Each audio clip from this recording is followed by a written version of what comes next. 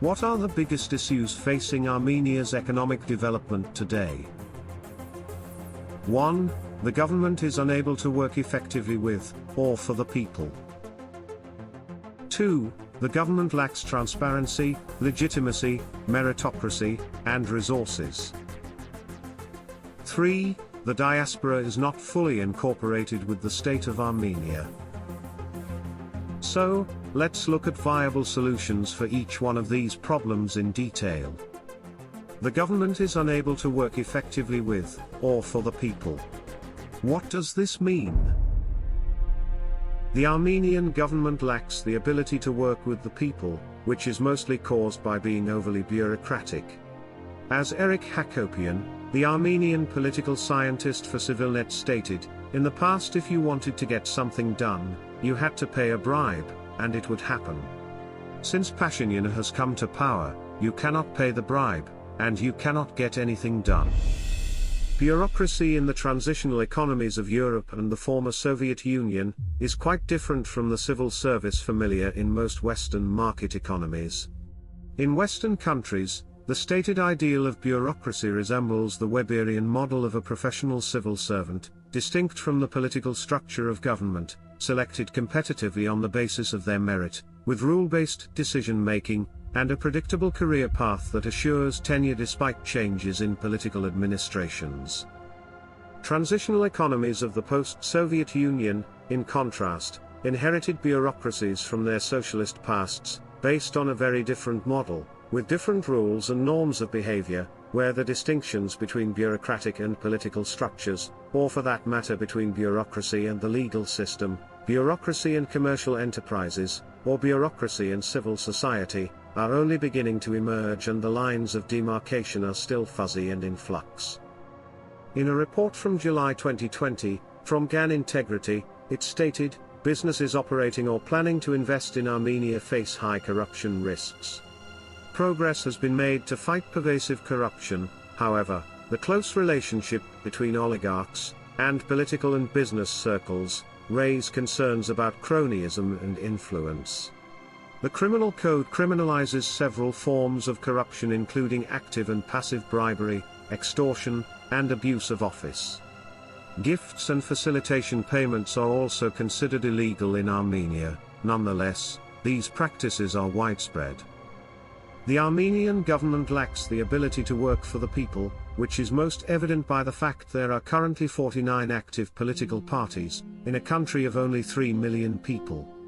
No matter who comes to power, or has a seat in the parliament, there is a large segment of the population that is not represented effectively. Furthermore, the Armenian diaspora, which makes up most Armenians, is almost unrepresented at all. The failure of the Armenian state to effectively represent or integrate the 8 million Armenians living abroad is inexcusable. The Armenian community is divided in how to interpret the recent events taking place, with debates raging for multiple interpretations. What if there was a better way? In a single word, federalization. The main reason Armenia suffers from systemic failures in leadership is the fact Armenian leadership is overburdened, and there is too much expected of them. Before the leader is elected, they have already been set up to fail, through ineffective institutions and unreasonable expectations. To effectively manage the wide range of issues facing the Armenian state and people today, we need a division of power, so that each person in each section can be held responsible for their successes and failures. The Armenian nation is surrounded by hostile neighbors, a fledgling democracy, landlocked without access to a port, facing serious brain drain with waves of emigration abroad, somewhat self-reliant in agriculture, but completely reliant on the will of other powers to interact with the outside world. When we look over the globe, what other successful democratic nations could Armenia look to and emulate? Many have suggested the Nordic model, but those do not fit very well, and do not consider the long history of colonialization, and plentiful natural resources. Others say the Israeli startup is one we can use, but that state gets substantial financial and military support from the United States. In fact, The only example in the world that can best match the Armenian situation is Switzerland. A little more than 150 years ago, Switzerland was in the exact same situation as Armenia today. It was a relatively poor, agriculturally based nation, landlocked, and facing threats of assimilation from much larger, and more powerful nations on all sides, which prompted them to take decisive action and adopt a federal constitution on September 12, 1849. Today, Switzerland is the closest state in the world to have a direct democracy, allowing citizens to challenge any law voted by the Federal Assembly. The executive, judicial, and legislative branches of institutions are organized by smaller canton regions, and even smaller community levels. Unlike most other European powers, there is no official president or prime minister, nor is there an official capital, but the nation's citizens hold the ultimate power of the country. Each canton or region has its own rights to craft a constitution, parliament, government, and courts. The cantons and communes or communities have the authority over a wide range of local matters, such as education, schools, hospitals, police, tax collection, and more. Whereas, the federal government is responsible only for the national issues that the smaller cantons and communes cannot handle. The Swiss electorate have the option to vote at least 4 times on matters of national interest each year, and have direct say on what goes on in each level of government.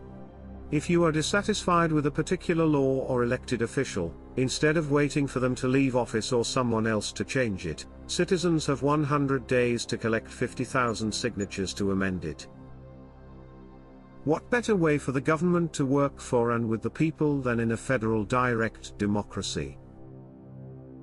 The government lacks transparency, legitimacy, meritocracy, and resources. Also, what about corrupt and incompetent officials? A federalist system has 2 unique benefits, when the pinnacle of power lays in hands of the people. Elected officials on all levels are forced to become transparent, and as public servants in the true sense of the words, must provide data to the public. The Swiss government publishes videos, articles, and other information for the public to access, on why they should or should not make a certain choice in voting, how they are managing funds, etc. The division of powers in the federalist system of governance makes it nearly impossible for any corrupt politician, as each level of governance can be held accountable. When Armenians say, "If not Pashinyan then who?" this is the wrong way to think about things. After thousands of years of survival at the crossroads of civilizations, there should never be a situation where we can only rely on one man, or one party for our future. When it comes to who, we all are the who, but what we do not have is the how. How can we train officials to become more meritocratic? Meritocracy is an ancient concept founded in China 2,600 years ago, is based on Confucian concepts, and has become popular in Asian bureaucracy. Meritocracy emphasizes civil servants should be chosen based on their merit, which is their skills, independence, professionalism, and given tenure, while they should be removed if they fail any of these areas. Essentially, it is the belief that the best skilled and best educated person for the job is the most qualified, and their duties should be measured by their effectiveness at doing their tasks.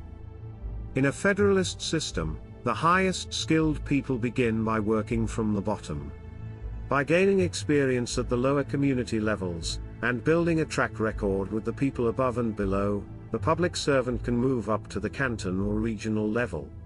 It is once they are at the regional level, that they are qualified to be chosen as one of a handful of ministers to conduct national level affairs.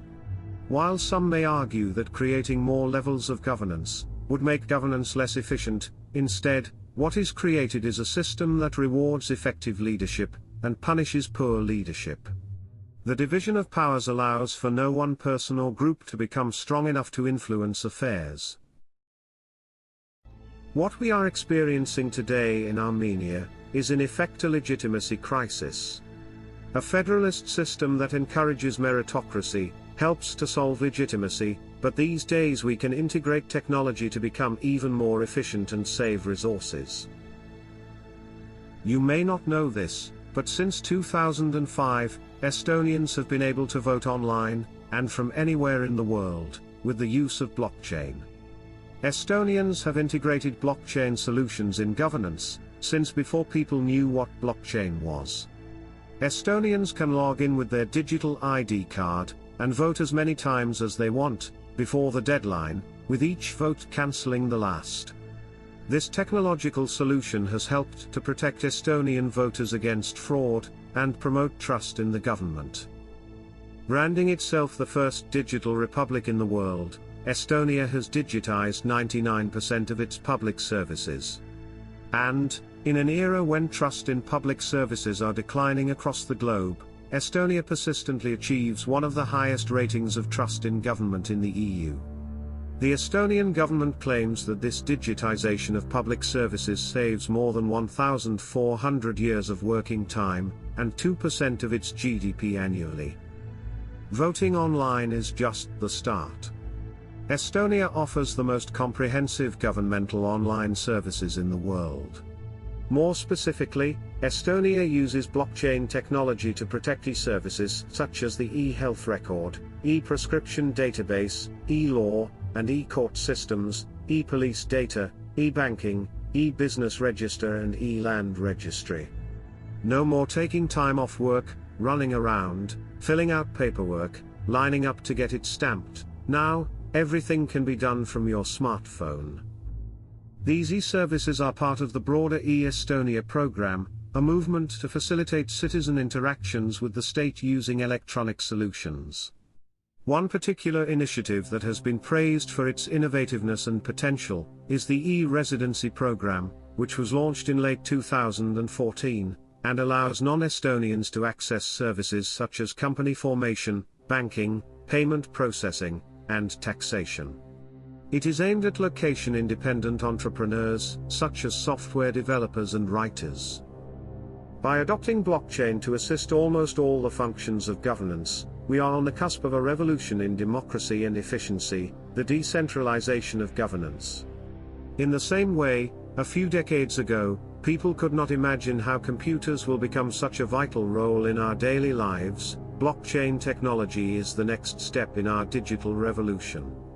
Blockchain technology is not only the most efficient, it provides transparency, is easy to set up and interact with, but most importantly boosts public trust. The diaspora is not fully incorporated with the state of Armenia. Regardless of where you are from, or where you are going, we are all part of an increasingly digital age, and as such, should search for digital solutions.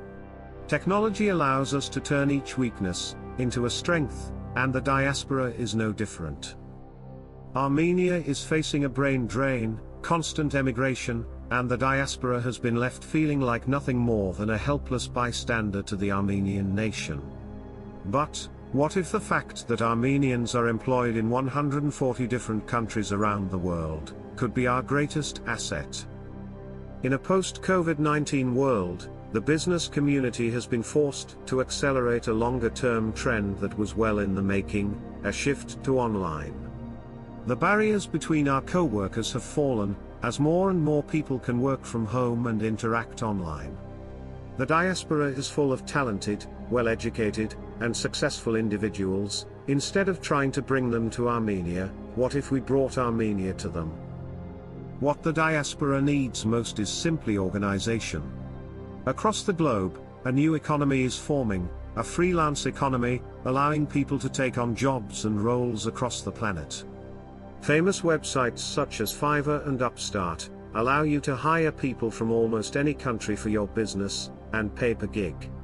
What the Armenian diaspora is missing is a similar site, where only Armenians can create profiles, upload resumes, advertise skills, discuss ideas and opportunities, all while collecting feedback from users. A secretary in Glendale can hire an assistant to help with data input from Yerevan. A lawyer in Brussels can use a translator in Rio de Janeiro. A convenience store owner in New York can hire an accountant in Seattle. A startup in Armenia can seek investment from an investor in Moscow. The possibilities are endless. This is already occurring, and will only increase in the future as we become more interconnected. So, why don't we have a site to engage all the talented Armenians of the world? If you enjoyed this content, please like, comment, subscribe, and share with friends and family. Stay tuned for more exciting content.